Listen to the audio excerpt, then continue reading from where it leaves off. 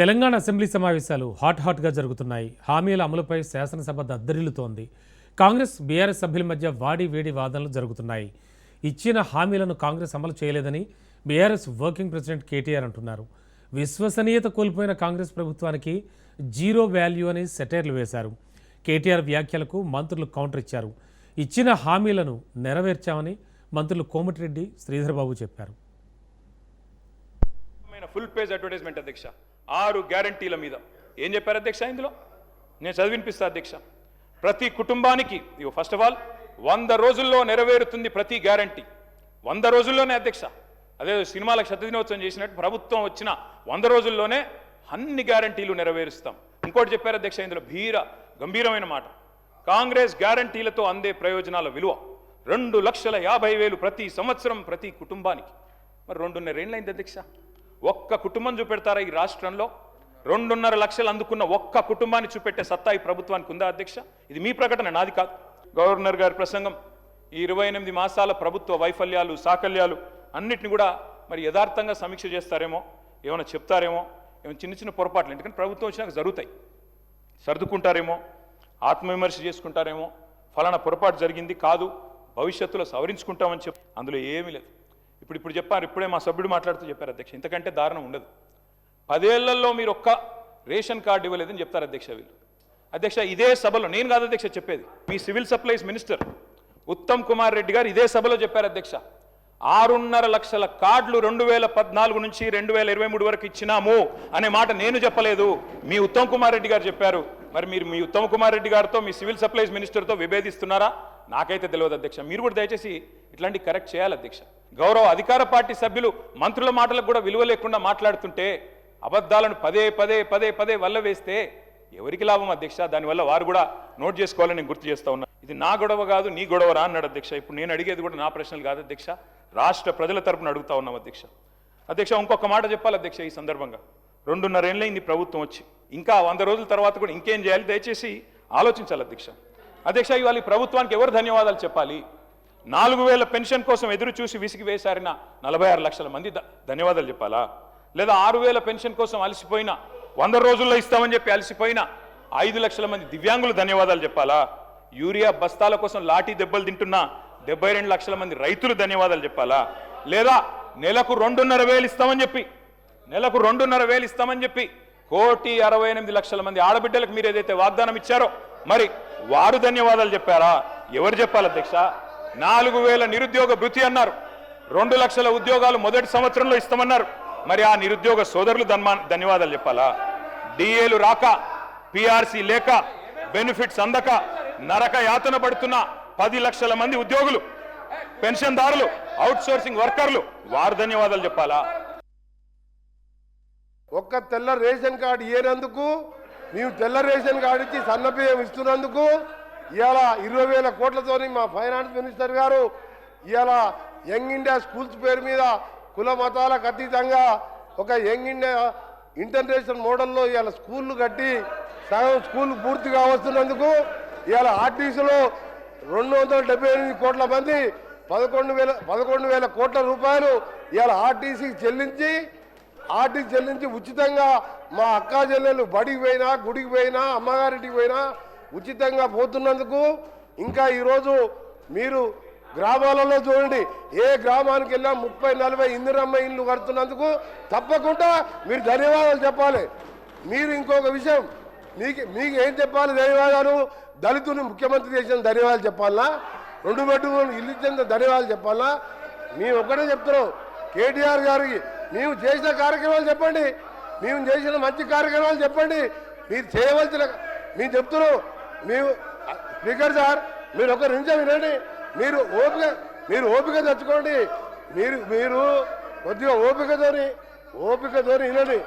మీరు గౌరవ కేటీఆర్ గారు శాసనలో వాళ్ళు వింటున్నారు, మీరు ఓపిక తెచ్చుకోండి. మేము కొన్ని కార్యక్రమాలు చేసినాం. మొదటగా పేదవాళ్ళకు సంబంధించిన కార్యక్రమాలు చేసుకుంటూ అప్పుల బారిన పడ్డ ఈ రాష్ట్రాన్ని గాడిలో పెట్టుకుంటూ ఒక్కొక్క కార్యక్రమాలు చేస్తూ మీరు మొదలుపెట్టి రిజర్వాయర్ కట్టిండు, ల్యాండ్ ఎక్విజిషన్ లేదు, ప్రాజెక్ట్ లేవు, నీళ్లు లేవు, లక్షల కోట్లు అప్పు చేసాను. అవన్నీ కూడా సెట్ చేసుకుంటూ ఈ 2.5 సంవత్సరాల్లో 3,25,000 కోట్ల అప్పులు మీరు చేసిన దాన్ని బాకీలు కట్టి ఓ రాష్ట్రాన్ని ఒక గాడిలో పెడుతున్న సందర్భంలో తప్పకుండా మీరు ధన్యవాదాలు చెప్పాలి. గవర్నర్కు ధన్యవాదాలు చెప్పే తీర్మానం ప్రకారము మా సభ్యుడికి అవకాశం వచ్చింది సార్. ఇప్పుడు రిప్లై చెప్పేటువంటి అధికారం ముఖ్యమంత్రి గారికి లేకపోతే డిప్యూటీ సీఎం గారికి ఉంది. కాబట్టి మా సభ్యులు చెప్పినటువంటిది మీరు దయచేసి వినాలి. మీరు ప్రతిసారి ఇంటర్వ్యూన్ అయినరనుకో, మీరు అక్కడి వైపు నుంచి ఇంటర్వ్యూన్ కావడం, మేము ఇక్కడి నుంచి ఇంటర్వ్యూన్ కావడం, అది సభ మర్యాదలో కూడా కరెక్ట్ కాదు. మీరు గుర్తుంచుకోవాలి సార్. నేను దయచేసి స్పీకర్ గారు రిక్వెస్ట్ చేసేది, మీరు మా హక్కులను కాపాడాలి అంతే. మీరు అడిగారు కాబట్టి మేము ఇచ్చినాం అది కాదు కదా సార్. అది రైట్ రాయల్గా మాకు రావాల్సినటువంటి హక్కు సార్ అది. దయచేసి నేను మంత్రులకు రిక్వెస్ట్ చేస్తున్నా. ఇప్పుడు సభ్యులు అంటే తెలుసో తెలియక కొత్త పాత ఉంటారు, ఏదో అరుస్తుంటారు, కామెంట్ చేస్తారు, ఇటువైపు అటువైపు జనరల్గా జరుగుతుంది. కాబట్టి మంత్రులు జర బాధ్యతగా దయచేసి సభ్యులు మాట్లాడేటప్పుడు మీరు నోట్ చేసుకోండి. సభకు మర్యాద గౌరవం ఉండదు సార్. లాస్ట్ టైం కూడా అదే జరిగింది. లాస్ట్ టైం కూడా ఇదే సభలో అనని మాటల్ని ముఖ్యమంత్రి గారు ఆ రోజు సీరియస్గా మాట్లాడినప్పుడు మేము బయటకు వెళ్ళిపోయినాం అధ్యక్ష. కనీసం ఇక్కడ ఉన్నటువంటి చీఫ్ విప్పుల బాధ్యత ఏంది అధ్యక్ష? ప్రతిపక్షాల దగ్గరకు వచ్చి మాట్లాడి ఇట్లా కాదు, ఇది స్పీకర్ గారు పంపించారని చెప్పాలి. అది కూడా జరగలే. ఈ 2,50,000 కుటుంబానికి ఇవ్వాలంటే 1,10,00,000 ఇవ్వాలంటే ఇచ్చి ఉంటే, మీరు చెప్పినట్టు బట్టి విక్రమార్క గారు చెప్పిన దానిలో అనుమాత్రమైన వాస్తవం ఉంటే 2,75,000 కోట్లు మీరు ఈ లోపల సంవత్సరానికి ఇచ్చి ఉండాలి. ఇచ్చారా అధ్యక్ష? చెప్పగలరా? బడ్జెట్లో పద్దుల వారీగా చెప్తారా? ఇంకో మాట అధ్యక్ష, బడ్జెట్ నేను చెప్పేది అధ్యక్ష. ఇంకొక మాట అధ్యక్ష, వారు చాలా విచిత్రం అధ్యక్ష. సభ్యులకే అవగాహన లేదనుకున్నాను, రేషన్ కార్డులు ఇచ్చారా లేదా. సహచర మంత్రికి కూడా అవగాహన లేదు. ఉత్తమ్ కుమార్ రెడ్డి గారు మొన్న ఇదే సభలో చెప్పారు, 6,50,000 కార్డులు కేసీఆర్ ప్రభుత్వం ఇచ్చింది అనే మాట ఉత్తమ్ కుమార్ రెడ్డి గారు చెప్పారు. మీకు ఉత్తమ్ కుమార్ రెడ్డితో ఏమైనా పంచాయతీ ఉండొచ్చు కానీ తప్పులు చెప్పొద్దు మంత్రి గారు. వెంకటరెడ్డి గారు ఆ తప్పు మీరు చెప్పింది సవరించుకోండి. మంత్రిగా దయచేసి మీరు మాట్లాడేటప్పుడు మరి సబ్జెక్ట్తో మాట్లాడాలి అధ్యక్ష. ఇంకొక మాట అధ్యక్ష, నెలలు గడిచిపోతున్నాయి అధ్యక్ష, సంవత్సరాలు మారిపోతూ ఉన్నాయి. శోభాకృతునామ సంవత్సరం పోయింది, క్రోధీనామ సంవత్సరం వచ్చింది పోయింది, విశ్వావసునామ సంవత్సరం కూడా 19వ తారీఖు అయిపోతుంది. రేపో ఎల్లుండో పరాభవనామ సంవత్సరం అడుగు పెడతా ఉన్నాం అధ్యక్ష మనందరం. కానీ ఈ 2.5 సంవత్సరాల పాలనలో మాత్రం ప్రజలకు మాత్రం మిగిలింది పరిహాసమే అధ్యక్ష.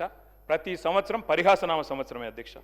ఉగాదులు వస్తున్నాయి పోతున్నాయి, కానీ ఊరించి ఓట్లు వేయించుకున్న గ్యారంటీలు మాత్రం ఇంటికి రావడం లేదు అధ్యక్ష. గవర్నర్ గారు ప్రసంగం మొత్తం విన్నాం అధ్యక్ష. పొరపాటున కూడా గ్యారంటీ అన్న మాట లేదు, పొరపాటున కూడా డిక్లరేషన్ అన్న మాట కూడా రాకుండా చాలా జాగ్రత్త పడ్డారు అధ్యక్ష. అర్ధభాగం అయిపోయింది అధ్యక్ష government. First half disaster, cinema పేరేమో అభయహస్తం, కానీ లోపల చూస్తే కథ చూస్తే మాత్రం భస్మాసుర హస్తం అని చెప్పి రాష్ట్ర ప్రజలకి పూర్తిగా అర్థమైపోయింది అధ్యక్ష. అధ్యక్ష 3 ముక్కల్లో ఈ 2.5 సంవత్సరాల పరిపాలన గురించి చెప్పాలి అంటే, హామీలు ఎగ్గొట్టు, కట్టిన వాటిని కూలగొట్టు, ఉన్న పథకాలు చెడగొట్టు. ఏమున్నది అధ్యక్ష ఈ 25 నెలల్లో చెప్పుకోవడానికి? బాకీలు బకాయిలు, డైవర్షన్లు కమిషన్లు, బుల్డోజర్ల చప్పుళ్ళు బూతుల మూతలు, ఆల్ టైమ్ రికార్డు అప్పులు, క్యూ లైన్లలో చెప్పులు, 420 హామీల ఎగనామాలు, 3.5 కోట్ల మందికి పంగనామాలు, నోటిఫికేషన్లు నిల్లు, లూటిఫికేషన్లు ఫుల్లు, క్రెడిట్ శౌర్యం, భూముల బేరం, స్కాముల కలకల, స్కీముల వెలవెల, రైతన్నలకు బేడీలు, నిరుద్యోగులపై లాఠీలు, ఫిరాయింపుల కంపు, బస్సు ఛార్జీల వాయింపు, ఫుడ్ పాయిజన్ చావులు, ఫుట్బాల్ సరదాలు, గల్లీల్లో చెత్తకుప్పలు, ఢిల్లీలో విమానయాత్రలు, మాటలు దడేల్ చేతలు తుపేల్, దరఖాస్తులు దండాలు దఫ్తర్లు. అధ్యక్ష ప్రజాపాలన అధ్యక్ష పేరు. 1వ, 2వ, 3వ అని 3 సార్లు అప్లికేషన్లు తీసుకున్నారు. 1,25,00,000 మంది అప్లికేషన్లు తీసుకున్నారు అధ్యక్ష. పేదలి ఏడవైనాయి అధ్యక్ష దరఖాస్తులన్నీ. గల్లంతైనాయా, గాల్లో వరదల్లో కొట్టుకుపోయినాయా, FSL అగ్ని ప్రమాదంలో కీలకమైన కొన్ని ఆధారాలతో పాటు ఇవి కూడా కాలిపోయినాయా. నిన్నటి గ్యారంటీ కార్డుల అధ్యక్ష ఈరోజు ఈ రాష్ట్ర ప్రభుత్వాన్ని బాకీ కార్డులుగా మారి వెక్కిరిస్తా ఉన్నాయి అధ్యక్ష. సత్యదూరమైనటువంటి మాటలు పెట్టి అబద్ధాలను ఊరంతా ప్రచారం చేసుకోవాలనేదే వాళ్ళ కాన్సెప్ట్. ఇవాళ మేము మహిళలకు ఒక లక్ష్యంతో పనిచేస్తున్నాం. 1 కోటి మంది మహిళల్ని కోటీశ్వరులను చేయాలనుకున్నాం. అరే ఇప్పటి వరకు టౌన్లో రూరల్లో 57,000 కోట్ల రూపాయలు వాళ్లకు బ్యాంకుల ద్వారా స్త్రీనిధి ద్వారా ఇవ్వడం జరిగింది. మీ లెక్క మేము రెండోసారి అధికారానికి వచ్చినాక ఒక్క రూపాయి కూడా మీరు మహిళలే వడ్డీ లేని రుణాలు ఇవ్వలేదు. పైగా 3,000 కోట్ల రూపాయలు వాళ్ళ మీద భారం పెట్టిపోయినరు. మేము ఈ 6 నెలలకు ఒకసారి 3 నెలలకు ఒకసారి వాళ్ళ ఇచ్చిన ఇప్పటి వరకు దాదాపుగా 1121 కోటి రూపాయలు 1121 కోట్ల రూపాయలు వాళ్ళ వడ్డీ డబ్బులను అంటే వాళ్ళ వడ్డీని పే చేయడం జరిగింది. మేము ఎగ్గొట్టలే అధ్యక్ష, చేస్తూ ఉన్నాం. ఎందుకు ఇంత లేడీస్ అంటే మీకు అంత వ్యతిరేకం? ఇదిలా ఉంటే ఎమ్మెల్యేల పార్టీ ఫిరాయింపులపై అసెంబ్లీలో హాట్గా డిస్కషన్ నడిచింది. 10 మంది ఎమ్మెల్యేల పార్టీ మార్పు కేసులో స్పీకర్ నిర్ణయాన్ని గౌరవిస్తున్నట్లు మాట్లాడుతూనే ప్రశ్నించే హక్కు తనకు ఉందని కేటీఆర్ స్పష్టం చేశారు. బీఆర్ఎస్ ఎమ్మెల్యేగా గెలిచిన వ్యక్తి కాంగ్రెస్ ఎంపీగా పోటీ చేస్తే కూడా అనర్హత పడకపోవడాన్ని సభలో కేటీఆర్ ప్రస్తావించారు. అయితే కేటీఆర్ వ్యాఖ్యలు కట్టుతగిలారు. హుందాగా మాట్లాడారు అన్నారు. అలాగే కేటీఆర్ తీరు మార్చుకుంటే మంచిదని మంత్రి పొంగులేటి సలహా ఇచ్చారు. మీరు తక్కువ చేసుకుంటే మంచిగా ఉంటుందని చెప్పేసి ఈ సభలను మీకు తెలియజేస్తాను. స్పీకర్ సార్, మీరంటే వ్యక్తిగతంగా గౌరవం ఉంది. మీరు నేను మిత్రులం, అదందరికీ తెలిసిందే. కానీ మీరు తీసుకున్న నిర్ణయం తప్పైనా తప్పకుండా ప్రశ్నించే అధికారం, హక్కు నాకు సభ్యుడిగా ఇక్కడ ఉంటుంది సార్. మీరు జ్యుడిషియల్ అథారిటీ నేను కాదంటలేదు. కానీ అట్ ద సేమ్ టైం ప్రజాస్వామ్యంలో ప్రశ్నించడం, నిలదీయడం, అడగడం మా బాధ్యత. అడుగుతాం, తప్పకుండా హైకోర్టులో అడుగుతాం. నేను మీతో సంవాదం కోరుకుంటలేను, ముగిస్తున్నాను. ఒకటే నిమిషం అధ్యక్ష. ఇవాళ వాస్తవం ఏంది అధ్యక్ష, సభా మర్యాదలు కూడా శాసనసభలో అనుభవం ఉన్న శాసనసభ్యులు ఎవరైతే ఉన్నారో ఇప్పటిదాకా కట్టుకథలు ఏదైతే విచిత్రంగా చూపించారు ఒక స్క్రీన్ మీద, ఈ కట్టుకథలతో పాటు చివరికి జడ్జి స్థానంలో ఉన్న మిమ్మల్ని కూడా ప్రశ్నించే స్థాయికి మాట్లాడుతున్నారంటే వారు ఏ రకమైన అహంకారంతో మాట్లాడుతున్నారో ఒక్కసారి తమరు గమనించాలి. ఇప్పుడు కాదు, రాష్ట్ర ప్రజలు గమనించారు. పదే ఈ ప్రభుత్వాన్ని గురించి అనేక ఆరోపణలు చేశారు కదా. 2 సార్లు 4 సార్లు ఎన్నికల్లో ఎందుకు మీరు ఓడిపోయారు? ఇప్పుడు నిన్నగాక మొన్న జరిగిన మున్సిపల్ ఎన్నికల్లో ఓడిపోయారు, గ్రామ పంచాయతీలో ఎన్నికల్లో ఓడిపోయారు. డ్రగ్స్ ఇష్యూ తెలంగాణ రాజకీయాలను కుదిపేస్తోంది. బీఆర్ఎస్ నేతలకు టీపీసీసీ చీఫ్ సవాల్ విసిరారు. టెస్టులంటే భయం ఎందుకని ప్రశ్నించారు. డ్రగ్స్ టెస్టుకు సీఎం రేవంత్ రెడ్డి సిద్ధమన్న మహేష్ గౌడ్, కేసీఆర్ డ్రగ్స్ టెస్టుకు సిద్ధమని సవాల్ చేశారు. 10 ఏళ్ల బీఆర్ఎస్ పాలనలో రాష్ట్రం డ్రగ్స్మయం అయిందని ఆరోపించారు. చట్టం అందరికీ సమానమని, ఎవరిని వదిలిపెట్టే ప్రసక్తి లేదని స్పష్టం చేశారు. ఏం మెసేజ్ ఇస్తున్నాం అధ్యక్ష? మనం ఏం మెసేజ్ ఇస్తున్నాం ఈ రాష్ట్ర ప్రజలకి, దేశ ప్రజలకు ఏం మెసేజ్ ఇస్తా ఉన్నాం? రావాలా? నేను మళ్ళీ ఛాలెంజ్ చేస్తా ఉన్నా. రేపే ముహూర్తం కేసీఆర్ గారు రావాలా? మీరు కేసీఆర్ తీసుకురా, నేను ముఖ్యాన్ని తీసుకొస్తా. మీరు కేసీఆర్ తీసుకురండి అసెంబ్లీకి, మా ముఖ్యమంత్రిని తీసుకొస్తా. ఇద్దరు మొదట టెస్ట్ చేసుకోవాల్సిందే, తర్వాత మేమందరం టెస్ట్ చేసుకోవాల్సిందే. డ్రగ్ టెస్ట్ జరగాల, ప్రతి నాయకుడు టీఆర్ఎస్ ప్రతి నాయకుడు డ్రగ్ టెస్ట్ జరగాల. మేము కూడా చేసుకుంటాం, మేము రెడీగా ఉన్నాం. సభా నాయకుడు, ప్రతిపక్ష నాయకుడు ఇద్దరు టెస్ట్ జరగాల. జరిగిన తర్వాత అందరం టెస్ట్ చేసుకుందాం. ఎటు పోతుంది అధ్యక్ష? రాష్ట్రంలో పసిపిల్లలు, పసికూనలు ఇబ్బంది పడే పరిస్థితి వచ్చింది. కారణం మీరు కాదా? ఎవరు కారణం దీనికి? యథేచ్ఛగా 10 ఏళ్ళు యథేచ్ఛగా డ్రగ్స్ మాయం చేశారు రాష్ట్రాన్ని. డబ్బుల కోసం కక్కుర్తి పడ్డారు అధ్యక్ష. కొందరు నాయకులు డ్రగ్స్ వ్యాపారం చేశారు. ఇంతకన్నా సిగ్గుచేటైన విషయం ఉంది అధ్యక్ష. ఈ రాష్ట్రము కొత్త రాష్ట్రము, చిన్న రాష్ట్రము, ఎంత పకడ్బందీగా ఎదగాల్సిన రాష్ట్రము డ్రగ్స్ మయమైపోతే, డ్రగ్స్, మద్యము, గాంజా విచ్చలవిడిగా వస్తూ ఉంటే మన పిల్లలకు సంరక్షణ ఎక్కడా? మనం ఉదాహరణ ఏం మెసేజ్ ఇస్తా ఉన్నాం ప్రజలకి? అందుకే అధ్యక్ష, మీ ద్వారా నేను ప్రతిపక్ష నాయకులకు విజ్ఞప్తి చేస్తా ఉన్నాను. ఒక మంచి మెసేజ్ ఇవ్వాల్సిన అవసరం ఉంది అధ్యక్ష. నేను ఇచ్చిన ఛాలెంజ్ వాళ్ళ నాయకుడు ఒప్పుకున్నాడు అధ్యక్ష. ఎస్, డెఫినెట్గా పోవాలా. ఈ అసెంబ్లీ నడుపుతున్న సభా నాయకుడు మా ముఖ్యమంత్రి రేవంత్ రెడ్డి గారిని తీసుకొస్తాను. మీరు మీ నాయకుని తీసుకురండి. మొదటగా వారిద్దరు టెస్ట్ చేసుకోవాలా, తర్వాత మనమందరం టెస్ట్ చేసుకోవాలి అధ్యక్ష. చేసుకోవాలి అధ్యక్ష. పారిపోవడానికి లేదు, అందరూ రావాలా, నాయకుడు జగిత్యాలలో మాజీ మంత్రి జీవన్ రెడ్డి చేసిన వ్యాఖ్యలు రాజకీయంగా చర్చనీయాంశమయ్యాయి. కాంగ్రెస్తో కలిసిన 10 మంది ఎమ్మెల్యేలను తిరిగి పంపించడమే హస్తం పార్టీలో అన్ని సమస్యలకు పరిష్కారమని జీవన్ రెడ్డి అన్నారు. రేవంత్ రెడ్డి ముఖ్యమంత్రి కావాలని కోరుకున్నానని, తాను మంత్రి కావాలి అనుకోవడంలో తప్పే ఉందని ఆయన ప్రశ్నించారు. స్థానిక ఎమ్మెల్యే సంజయ్ కుమార్పై తీవ్ర విమర్శలు గుప్పించిన ఆయన పార్టీ వ్యవహారాలపై అసంతృప్తిని బహిరంగంగా వ్యక్తం చేశారు. అసెంబ్లీలో చిట్చాట్లో తనతో కలిసి పనిచేస్తానని సంజయ్ కుమార్ చెప్పడం ఆశ్చర్యంగా ఉందన్నారు. ఆయన ఏ పార్టీకి చెందినవాడో కూడా స్పష్టత లేదని విమర్శించారు. తాను 4 దశాబ్దాలుగా కాంగ్రెస్ పార్టీ కోసం పనిచేశానని, పార్టీని విడిచిపెట్టాల్సి వస్తుండడం తనకు బాధగా ఉందన్నారు. అయితే ఉగాది తర్వాత పార్టీ భవిష్యత్తుపై నిర్ణయం తీసుకుంటానని సంకేతాలు ఇచ్చారు. అవసరమైతే పార్టీ మార్పుపై కూడా ఆలోచిస్తానంటూ స్పష్టం చేశారు. ఆయన కలిసి పనిచేయడానికి నాకు ఆఫర్ ఇస్తాడు. అంటే నేను ఏ పార్టీలో ఉన్నాను అనుకుంటున్నాడో నాకు తెలియదు. ఆయన ఇంకా లేకుంటే జీవన్ రెడ్డి పార్టీ నుండి వెళ్ళిపోవాలని ఎవరు కోరుకుంటలేరు. వాస్తవమే ఎవరే కానీ చెప్పంటున్నా 4 దశాబ్దాల అనుబంధం ఉన్నటువంటి ఒక పార్టీ నుండి విడిపోవాలని ఎవరు కూడా కోరుకోరు. 4 దశాబ్దాల అనుబంధం పార్టీతో నాకు. కానీ వీళ్ళు ఈ పరిస్థితి ఉత్పన్నం కావడానికి కారకులు ఎవరు అని చెప్పంటున్నాను నేను. ఇప్పుడు ఆయన ఆఫర్తోనే తెలిసేస్తుంది ఆయన ఆలోచన, ఆయన ఎక్కడున్నాడు ఆయన సంగతి. ఆయన ఆఫర్తోనే ఆయన నాకు ఆఫర్ ఇస్తున్నాడు కలిసి పనిచేయడానికి. ఆయన ఏ పార్టీ ఎక్కడున్నాడో ఆయనకే తెలియదు. స్పీకర్ గారేమో ఆయనే బీఆర్ఎస్ పార్టీలోనే కొనసాగుతున్నాడు, పార్టీ ఫిరాయించలేదంటాడు. ఆయన నాకు ఆఫర్ ఇస్తున్నాడు కలిసి పనిచేయడానికి తాను సిద్ధం అన్నట్టు, తనకు అభ్యంతరం లేదన్నట్టు అని చెప్పంటాడు. అంటే వాస్తవంగా ఏదైతున్నదో ఆయన ముందస్తు పేర్కొన్నది ఏంటి, వాళ్ళ నియోజకవర్గ అభివృద్ధి లక్ష్యంగా ముఖ్యమంత్రి గారితో పనిచేయడానికి తాను ఏదైతుందో. సీఎం రేవంత్ రెడ్డికి బీఆర్ఎస్ ఎమ్మెల్యే హరీష్ రావు లేఖ రాశారు. సిద్దిపేట అభివృద్ధిపై అక్కసు పెట్టుకుని సీఎం రేవంత్ ఎలా అడుగు పెడతారంటూ లేఖ ద్వారా ప్రశ్నించారు. సిద్దిపేటపై ఎందుకెంత కక్షని, రేవంత్ రెడ్డి ప్రతిపక్షంలో ఉన్న, అధికారంలో ఉన్న సిద్దిపేటపై ఈర్ష్య ద్వేషాలే అని హరీష్ రావు అన్నారు. గత ప్రభుత్వ హయాంలో అభివృద్ధి పనుల కోసం విడుదలైన 1,070 లక్షల కోట్ల రూపాయల నిధులను ఎందుకు రద్దు చేశారని నిలదీశారు. ఆ నిధులను పునరుద్ధరించి సిద్దిపేట నియోజకవర్గంలో అడుగుపెట్టాలని సీఎం రేవంత్ రెడ్డికి సూచించారు. కక్షపూరితంగా రద్దు చేసిన నిధుల గురించి, ఆగిపోయిన పనుల గురించి మా సిద్దిపేట ప్రజలకు సమాధానం చెప్పాలంటూ హరీష్ రావు నిలదీశారు.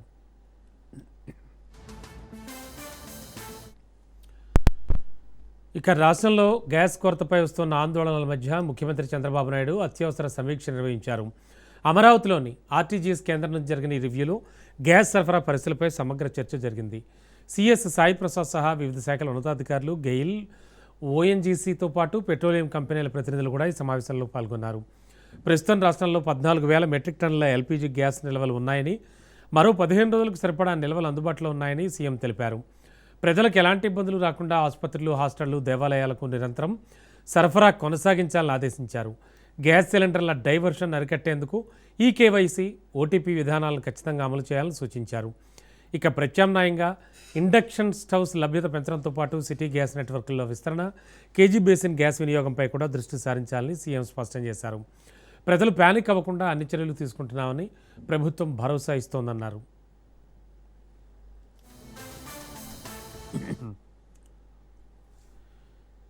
ఇదిలా ఉంటే ఏపీ రాజకీయాల్లో మళ్లీ హీట్ పెరిగింది. తాడేపల్లి వేదికగా మాజీ ముఖ్యమంత్రి వైఎస్ జగన్మోహన్ రెడ్డి గళ్లం విప్పారు. ఒంగోలు అసెంబ్లీ కేడర్తో జరిగిన కీలక భేటీలో అధికార ప్రభుత్వంపై ఘాటు ఆరోపణలు గుప్పించారు. డ్రగ్స్ కేసులు, మహిళలపై దాడులు, వివాదాస్పద ఘటనల్లో పాల్పడిన ప్రజాప్రతినిధులపై ప్రభుత్వం చర్యలు తీసుకోవడం లేదంటూ జగన్ తీవ్రంగా మండిపడ్డారు. తప్పు చేసిన వారిని కాపాడే ధోరణి వల్లే రాష్ట్రంలో నేరాలు విచ్చలవిడిగా పెరుగుతున్నాయని ఆరోపించారు.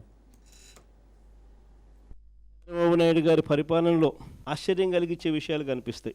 మొన్న ఈ మధ్య కాలంలోనే సోషల్ మీడియాలోనూ విపరీతంగా వైరల్ అవుతా ఉన్న వార్తా విషయాలు మనందరికీ కూడా కనిపిస్తూ ఉన్నాయి. పుట్టా మహేష్ డ్రగ్స్ సేవిస్తూ పట్టుబడ్డ ఫస్ట్ ఏకైక పార్లమెంటు సభ్యుడు. ఇంతవరకు పార్లమెంటు సభ్యుల చరిత్రలో ఈ మాదిరిగా డ్రగ్స్ తీసుకుంటూ బుక్ అయిన వ్యక్తి పార్లమెంటు చరిత్రలో లేడు.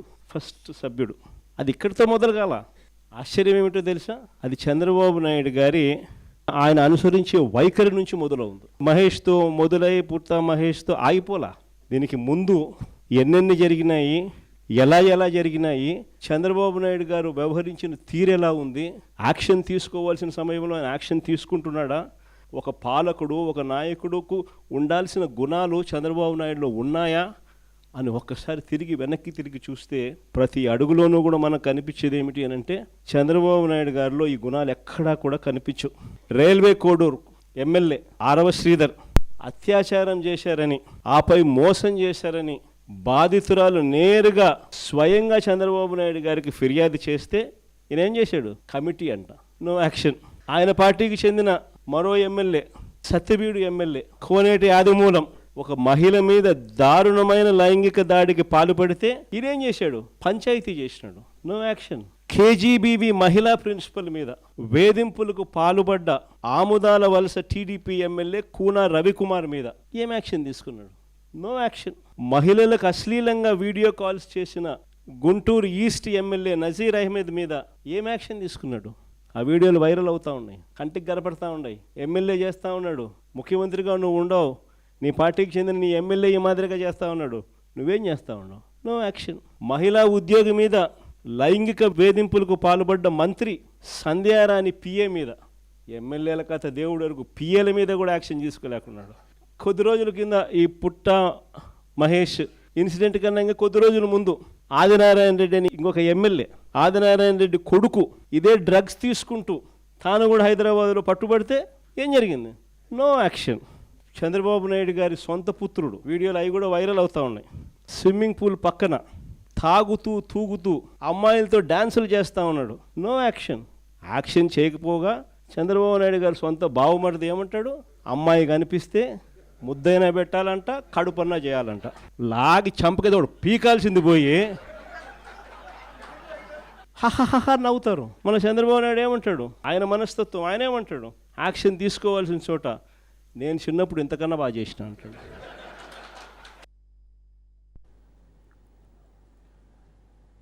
ఇక మిడ్ డే మీల్ వివాదం నేపథ్యంలో మంత్రి నారా లోకేష్ ఆకస్మిక తనిఖీలు చేపట్టారు. ఎలాంటి ముందస్తు సమాచారం లేకుండానే పాఠశాలకు చేరుకుని వాస్తవ పరిస్థితులను స్వయంగా పరిశీలించారు. ఎన్టీఆర్ జిల్లా మైలవరం మండలంలోని ఆదర్శ పాఠశాలను మంత్రి లోకేష్ ఆకస్మికంగా సందర్శించారు. ఇటీవల మిడ్ డే మీల్పై వచ్చిన ఆరోపణల నేపథ్యంలో విద్యార్థులకు అందుతున్న భోజనం నాణ్యత, వంటశాల పరిస్థితులు, హాజరు వివరాలను పరిశీలించారు. ఈ సందర్భంగా విద్యార్థులతో నేరుగా మాట్లాడి వారికి అందుతున్న భోజనం, పాఠశాల సౌకర్యాలపై వివరాలు అడిగి తెలుసుకున్నారు.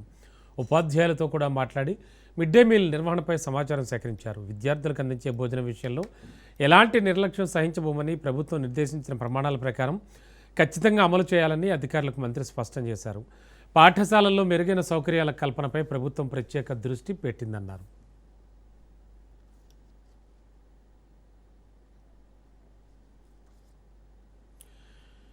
నెల్లూరు జిల్లా కలెక్టరేట్లో మత్స్యకారులతో మంత్రి కొల్లు రవీంద్ర సమావేశమయ్యారు. జువ్వలదిన్నె ఫిషింగ్ హార్బర్పై మత్స్యకారులకు మంత్రి కొల్లు రవీంద్ర భరోసా ఇచ్చారు.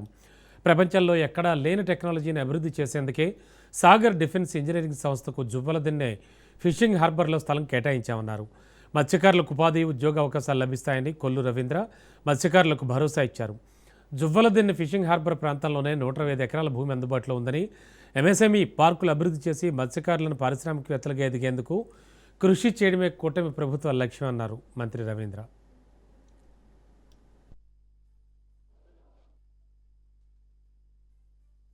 జువ్వలదిన్న ఫిషింగ్ హార్బర్కి సంబంధించి అక్కడ స్థానికులకు ఉన్నటువంటి నిర్మాణాలని నివృత్తి చేయడం కోసం ఈరోజు జిల్లా కలెక్టర్ వారి ఆధ్వర్యంలో గౌరవ శాసనసభ్యులు, అదేవిధంగా శాసనమండలి సభ్యులు, అలాగే మాటేం బోర్డు చైర్మన్ గారు, అధికారులందరూ కూడా ఈరోజు ఇక్కడ సమావేశం అవడం జరిగింది. వాస్తవాలన్నీ కూడా వాళ్ళకి వివరించాం.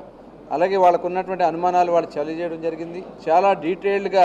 ఎందుకంటే జువ్వలదిన్న ఫిషింగ్ హార్బర్ ఈ రాష్ట్రంలో ఫిషింగ్ హార్బర్లకి నాంది పలికింది చంద్రబాబు నాయుడు గారు. ఎందుకంటే ఇవాళ హైజీనిక్గా ప్రపంచంలో హైజీన్ ప్రోడక్ట్కి వాల్యూ ఎక్కువ వస్తూ ఉంది.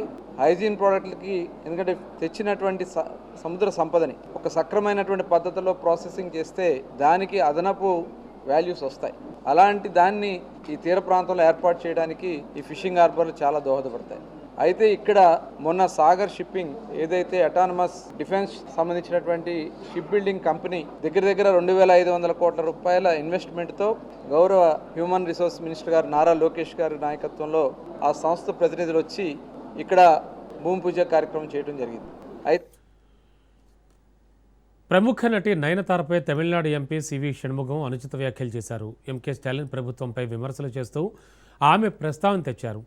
వివాదంలో చిక్కుకున్నారు. మహిళల భద్రత కోసం నిర్వహించిన నిరసనలో పాల్గొని ఆయన మాట్లాడిన మాటలపై తీవ్ర విమర్శలు వ్యక్తమవుతున్నాయి. మీ కలలను మాకు చెప్పండి, వాటిని నెరవేర్చడానికి ప్రభుత్వం కృషి చేస్తుందంటూ ఇటీవల సీఎం స్టాలిన్ రాష్ట్ర ప్రజలకు హామీ ఇచ్చారు. దీన్ని ఉద్దేశించి అన్నాడీఎంకే నేత, రాజ్యసభ ఎంపీ సివి షణ్ముగం మాట్లాడుతూ అబ్దుల్ కలాం మనల్ని కలలు కనమన్నారు, మన కలలను తనతో పంచుకోమని స్టాలిన్ అడుగుతున్నారు. మరి నాకు నయనతార్ కావాలని అడిగితే ఆయన నెరవేరుస్తారా? ఆమెను పెళ్లి చేసుకోవాలనే కల ఎవరికైనా ఉంటే తీరుస్తారా అంటూ వ్యాఖ్యలు చేశారు. దీంతో ఆయన వ్యాఖ్యలపై తీవ్ర విమర్శలు వ్యక్తమవుతున్నాయి.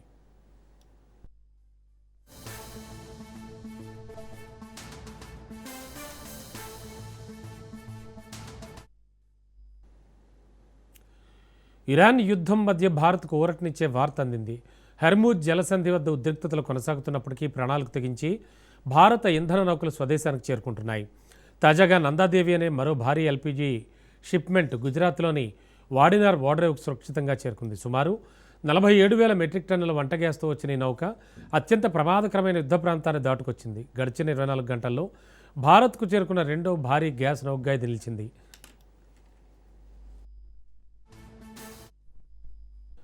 నందాదేవి రాకకు ఒకరోజు ముందే శివాలిక్ అనే మరో గ్యాస్ ట్యాంకర్ 46,000 మెట్రిక్ టన్నుల గ్యాస్తో ముంద్రా పోర్టుకు చేరుకుంది. కేవలం ఈ ఒక్క నౌకలో వచ్చిన గ్యాస్ సుమారు 32.4 లక్షల డొమెస్టిక్ సిలిండర్లకు సమానమని అధికారులు చెప్తున్నారు. అంటే దేశవ్యాప్తంగా ఒక రోజుకు అవసరమయ్యే మొత్తం గ్యాస్ దిగుమతి అవసరాలను ఒక షిప్ తీర్చగలదు.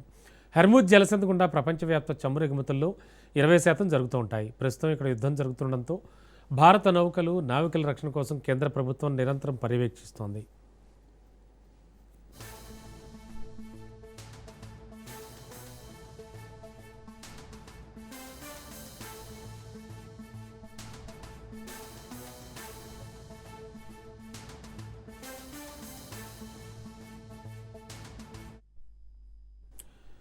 దేశీయ స్టాక్ మార్కెట్లు వరుసగా రెండో రోజు లాభాల్లో ముగిశాయి. ట్రేడింగ్లో తీవ్ర ఒడిదుడుకులు ఎదురైనప్పటికీ చివరికి సూచీలు లాభాలతోనే ముగిశాయి. రోజంతా లాభ నష్టాల మధ్య ముగిసలాడిన మార్కెట్లకు మెటల్, ఆటో రంగ షేర్లు అండగా నిలిచాయి. ట్రేడింగ్ ముగిసే సమయానికి సెన్సెక్స్ 568 పాయింట్లు లాభపడి 76,070 వద్ద స్థిరపడింది. అదేవిధంగా నిఫ్టీ 172 పాయింట్లు పెరిగి 23,581 వద్ద ముగిసింది. నిఫ్టీలో Tata steel, Mahindra and Mahindra, eternal షేర్లు మంచి లాభాలను ఆర్జించాయి. అయితే ఐటీ, ఎఫ్ఎంసీజీ రంగాల షేర్లు నష్టపోయాయి.